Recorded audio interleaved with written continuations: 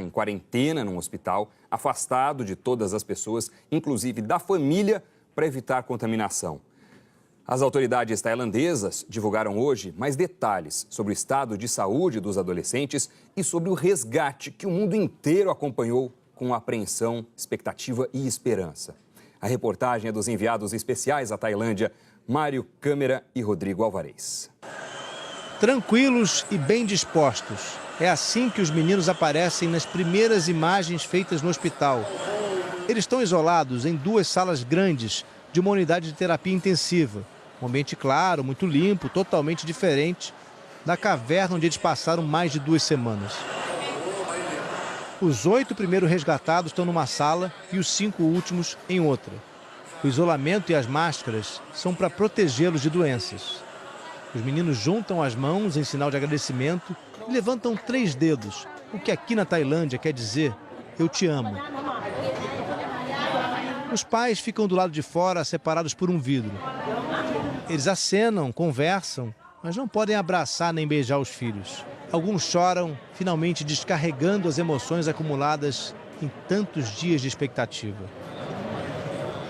A única exceção a essa regra foi feita aos meninos resgatados no domingo, na primeira turma. Eles já se recuperaram melhor e puderam ver os pais sem precisar de um vidro para separá-los. Só que mesmo assim, pai e mãe tiveram que vestir roupas especiais e ficaram a 2 metros dos meninos. A quarentena no hospital de Chiang Rai, a cerca de 70 quilômetros da caverna, deve durar pelo menos 1 semana. Um período em que os resgatados vão ficar em observação. E na avaliação dos médicos, eles ainda vão precisar de 30 dias para se recuperar totalmente. Um inspetor do Departamento de Saúde da Tailândia deu mais informações sobre a saúde deles. Disse que dentro da caverna todos perderam peso, 2 quilos em média, e que quase todos chegaram ao hospital com a contagem de células brancas baixa, um sinal de infecção. E é por isso que eles tomam antibióticos. No último grupo resgatado ontem, um dos meninos e o treinador estão com uma pequena infecção pulmonar, assim como outros adolescentes do grupo. O inspetor disse que todos estão dormindo bem, sem necessidade de remédios. Ele atribui a boa saúde mental dos garotos ao fato de terem permanecido unidos. O inspetor contou ainda que nos primeiros dias, antes de serem encontrados pelos mergulhadores, os meninos tomaram água da caverna para sobreviver. A Marinha Tailandesa divulgou hoje um vídeo que mostra as enormes dificuldades da operação de resgate, que durou 3 dias e terminou ontem. A gente pode ver os mergulhadores entrando em água barrenta e num túnel dentro da caverna. Uma equipe enorme participou da operação.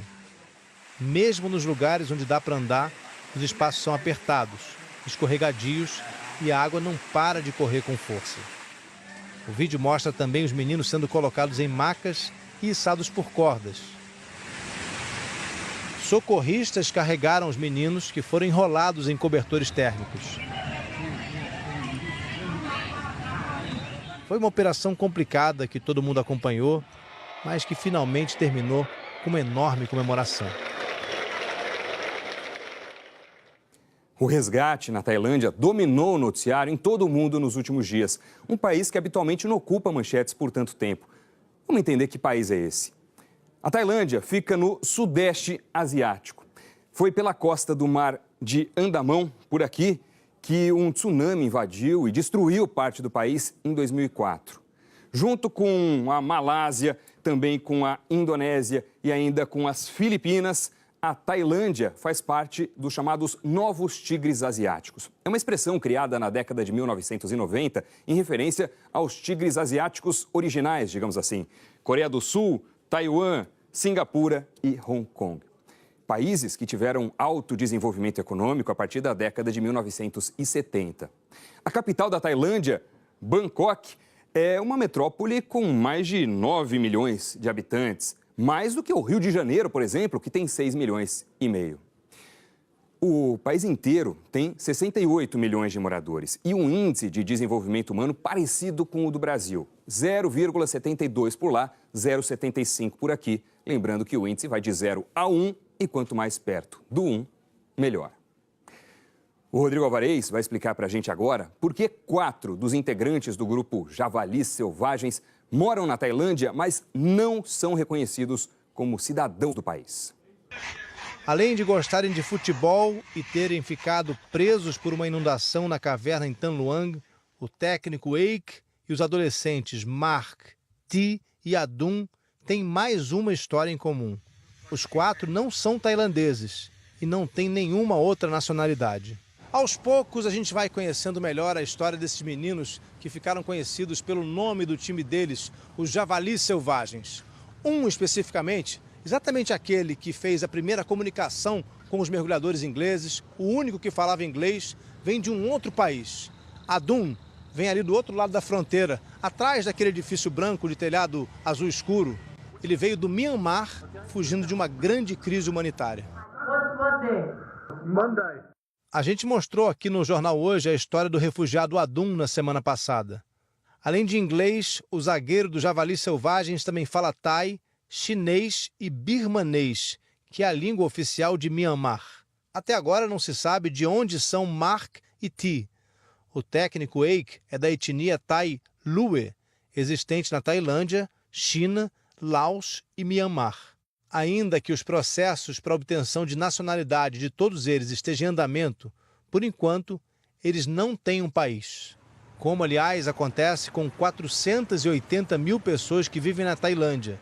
De acordo com as Nações Unidas, muitos dos sem pátria são artesãos de tribos nômades e de grupos étnicos que há séculos vivem na região de Messai, o coração do Triângulo Dourado, uma terra que corta a Tailândia, Myanmar e Laos. Sem os passaportes, nem o técnico, nem os meninos vão conseguir atender ao convite do Manchester United e viajar para visitar o clube na Inglaterra na próxima temporada. Eles também não podem se tornar jogadores profissionais na Tailândia. Segundo o fundador do time Javalis Selvagens, os jogadores já tiveram problemas para sair da província de Chiang Rai. Isso por conta das restrições que eles sofrem para viajar. Os 4 resgatados saíram da caverna, mas continuam presos ao norte do território tailandês. O Tribunal de Contas do município do Rio de Janeiro aponta